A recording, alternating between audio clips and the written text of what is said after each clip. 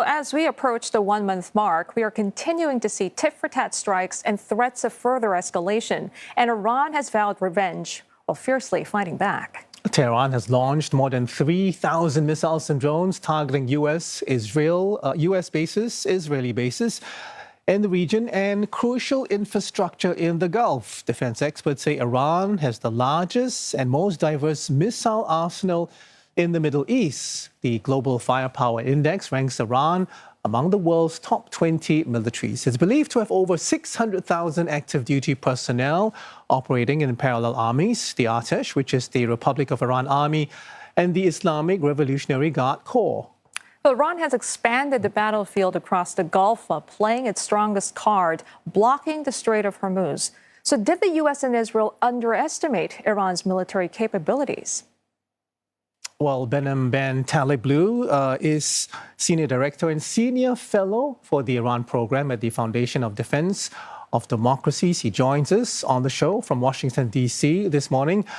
Good to have you on the show, first of all. Appreciate it very much. I want to start by asking you about the deadline extension. It's happening for a second time, as we all know, and apparently President Trump very puzzled, as to why Iran doesn't want to end the war. Can you sort of take us through, the fundamental assumptions that he's making and why they seem to be so far off? Well, it's a pleasure to be with you both. In essence, you have a game of chicken underway between the U.S. and Israel on one side and Iran on the other. In particular, the Americans and the Israelis are attriting or trying to cut down Iran's military capability and capacity, meaning the threat they have and how much of that threat they can actually marshal. Whereas the Islamic Republic's escalation is trying to attrite Western resolve, meaning the political will to stay in the fight. And in essence, right now, you have both sides still willing to fight, but also both sides still willing to talk, albeit indirectly right now. Arnold, you just mentioned this second potential extension. That extension doesn't mean that the shooting war isn't continuing. You still had missile strikes earlier today using, again, those cluster munitions against Israel. You still have low-intensity drone strikes across the Persian Gulf, but you do have a slightly different situation in the Strait of Hormuz. You do have a slightly different reaction by energy markets and other kind of markets. And perhaps most importantly, you do have a new normal setting in for the Middle East, which is this kind of overt military conflict for what for so many years was really a shadow war or a gray zone conflict.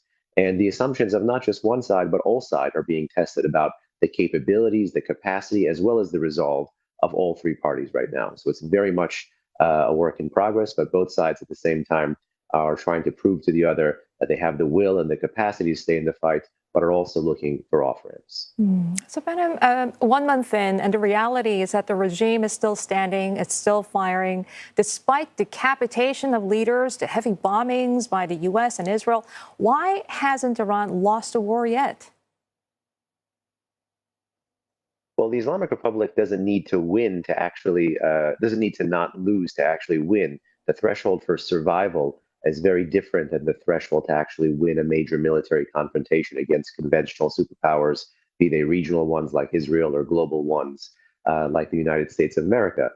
In this case, the Islamic Republic was indeed decapitated. What we are seeing now with the military mission against it, you could say is defanging, going against missiles, going against launchers, going against drones, going against storage facilities, and even going against missile production centers and the defense industrial base of that country. But what they're trying to do, and really the path the regime was on, even prior to this conflict, and even really prior to the 12-day war last summer, was that this regime was already taking the country of Iran towards failed state status anyway.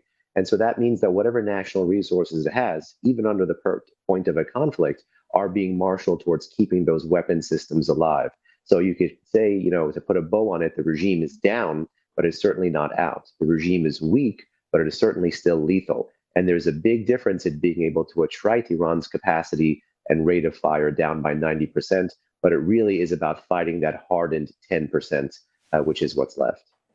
So, Behnam, most of the experts we've spoken to over the course of the war say that Iran's biggest strategic advantage, and you also mentioned this, is the Strait of Hormuz, which it controls at the moment. But I'm also thinking, that's important, that's really big because we're all feeling it right now. But does it go beyond that? I'm now thinking of the potential havoc that Iran could wreak in neighboring countries and Gulf states as well. Well, we've already been seeing part of that havoc be wreaked by the Islamic Republic because there's really a war, not just between America, Iran, and Israel, but really a war in the Arab world and a war across the Middle East. You know, the Strait of Hormuz and Persian Gulf is a domain for conflict that has really not been turned on since the cycle of violence we see engulf the region since the post-October 7, 2023, various cycles of violence that have taken over the Middle East. This was always something the regime threatened, but really hadn't turned on. In fact, we saw the regime have its proxies on the southern tip of the Arabian Peninsula, the Houthis in Yemen, turn this on with respect to the Red Sea. And now it really does seem to be a matter of when, not if, the Houthis may actually enter the fight and amplify not one, but two strategic chokeholds that the regime and its proxies are able to control. So I agree with you. The strong suit really is geography, but even the stronger suit is actually the difference between a political win and a military win. It is absolutely clear to me that America and Israel are able to get a military win by logistics, a military win by the numbers, a military win by the capability.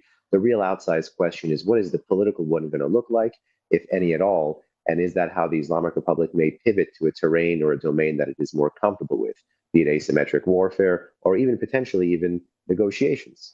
Okay, so Behnam, looking at the U.S. strategy overall, and in hindsight, was there a sequencing mistake here? I mean, perhaps removing Khamenei too early in the war without clear endgame or alliance support made this war harder to manage. I mean, what should Washington do now to regain that strategic control?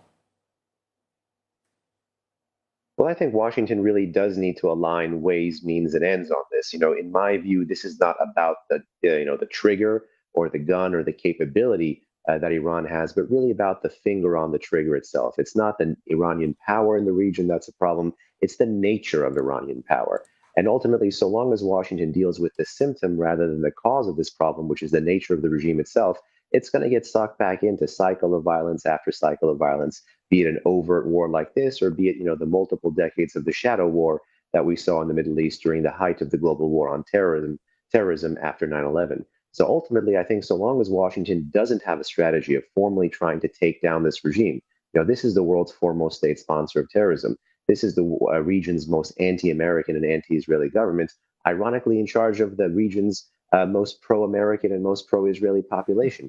These things don't come very often in the heartland of the Muslim Middle East. So long as Washington continues to just deal with the symptom, it'll pay quite a price to address that symptom and buy time and potentially have to re-engage every few years to mow the lawn, a la the Israeli military model, against some of Iran's proxies in the Levant, such as in Lebanon or in Gaza or in Syria or elsewhere, for that matter. So I don't think it's a matter of phasing.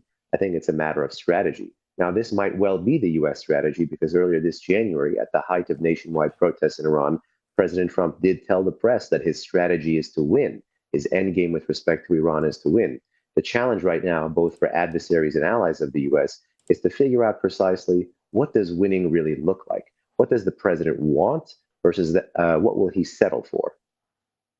All right, Behnam, thank you very much. Appreciate you talking to us on the show this morning. We were speaking with Behnam Ben Taleblu, Senior Director and Senior Fellow of the Iran Program at the Foundation for the Defense of Democracies.